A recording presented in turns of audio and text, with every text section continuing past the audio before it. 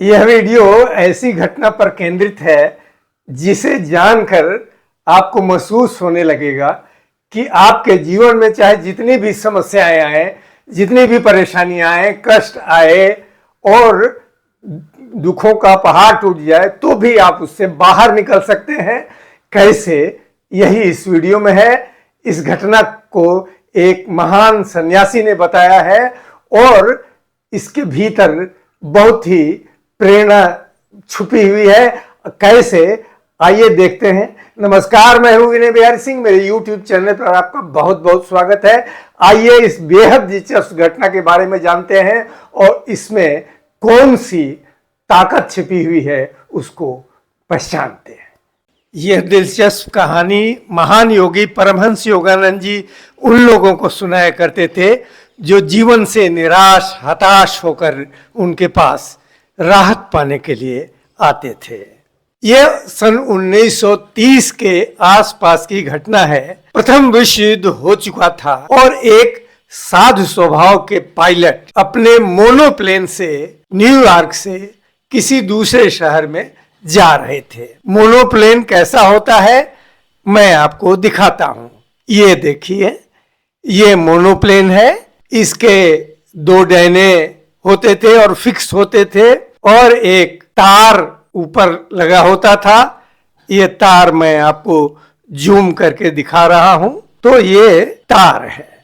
तो इसी मोनोप्लेन से वो एक अच्छी किसी मानव कल्याण के लिए होने वाली मीटिंग में जा रहे। तो उनके घर के लोगों ने कहा कि आसमान में घने बादल छाए हुए हैं और तूफान के आसार नजर आ रहे हैं, तो आप मत जाइए। लेकिन ये मानव कल्याण के लिए होने वाली बैठक इस साधु स्वभाव के पायलट के लिए बहुत जरूरी थी। तो वो मोनोप्लेन में बैठे और दूसरे शहर के लिए जहां बैठक होने वाली थी उड़ गए। आसमान में गए तो अभी आसमान में कुछ ही दूर पहुंचे थे, जमीन से थोड़ी ऊपर, तो भारी तूफान आया और बारिश होने लगी। तो किसी तरह इस मोनोप्लेन को, चूंकि वो साधु स्वभाव के थे, ईश्वर में विश्वास करते थे, तो उन्होंने अपने स्किल से, अपने तकनीक से उस तूफान से और बारिश से उस मोनोप्लेन को निकाल कर और साफ मौसम में ले आए। तब तक देखते क्या है कि तूफान चला गया, बारिश चली गई, लेकिन ऊपर जब देखा तो तार पर एक चूहा बैठा हुआ उस तार को कुतरने की कोशिश कर रहा था। अगर वो तार कट जाता तो वो मोनोप्लेन गिर करके और जमीन पर टुकड़े टुकड़े हो जाता और ये साधु स्वभाव के पायलट का जीवन समाप्त हो जाता, उनकी मृत्यु हो जाती। अच्छा, अब वो आसमान में उड़ रहे हैं और वो चूहा उनके मोनोप्लेन के तार को काट रहा है। तो क्या उपाय है? या तो वो उसको काटने के लिए छोड़ दें और मृत्यु का इंतजार करें या कोई और उपाय करें। तो ये साधु स्वभाव के पायलट के दिमाग में एक वैज्ञानिक चीज आई। उन्होंने उस मोनोप्लेन को ऊपर और ऊपर और ऊपर किया। वो ऊपर उड़ाते लेकर जाते गए उस मोनोप्लेन को, और ऊंचा और ऊंचा और ऊंचा, और ऐसी जगह ऊंचाई पर पहुंचे जहां चूहे को ऑक्सीजन नहीं मिला और वह चूहा ऑक्सीजन की कमी से मर गया और नीचे जमीन की तरफ गिर पड़ा।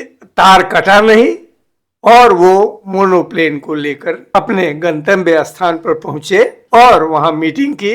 फिर उसी मोनोप्लेन से वापस अपने घर आए। परमहंस योगानंद जी कहते हैं कि जैसे पायलट ने अपने मोनोप्लेन को और ऊंचा करके अपने को खतरे से बचा लिया, उसी तरह जब आप तनाव, परेशानी, चिंता और तमाम तरह की परेशानियों के झुंड से घिर जाते हैं, तो आप भी अपनी चेतना को और ऊपर और ऊपर और ऊपर ले जाइए। यानी चेतना यानी कॉन्शसनेस को ऊपर उठाइए। कैसे? तो उन्होंने कहा है कि गहरे ध्यान में बैठ जाइए, मेडिटेशन में, या लगातार गहरे ध्यान में उतरकर जप कीजिए। अन्य प्राचीन संतों ने कहा है कि जब भी आप परेशानियों के झुंड से घिर जाएं तो आप किसी मंदिर में जाएं, माला लें और लगातार जाप करें और आत्मा की पुकार से ईश्वर से कहें कि मेरी परेशानी दूर कीजिए। तो क्या होगा? कई बार क्या होता है कि आपको अपने आप दिमाग में उस परेशानी का हल मिले। लेकिन एक बात और, अगर आप किसी चाहत के तहत कोई इच्छा है आपकी कि पूर्ण हो जाए, इसके लिए प्रार्थना कर रहे हैं, तो अलग बात हो जाती है। अगर आपकी इच्छा प्रार्थना के बाद भी पूर्ण नहीं होती, इसका अर्थ है कि ईश्वर चाहते हैं कि आपकी इच्छा पूर्ण न हो, क्योंकि वो इच्छा पूर्ण होने से आपको नुकसान हो। तो ये बहुत ही रोचक तथ्य था, इसलिए आपके साथ शेयर किया। नमस्कार।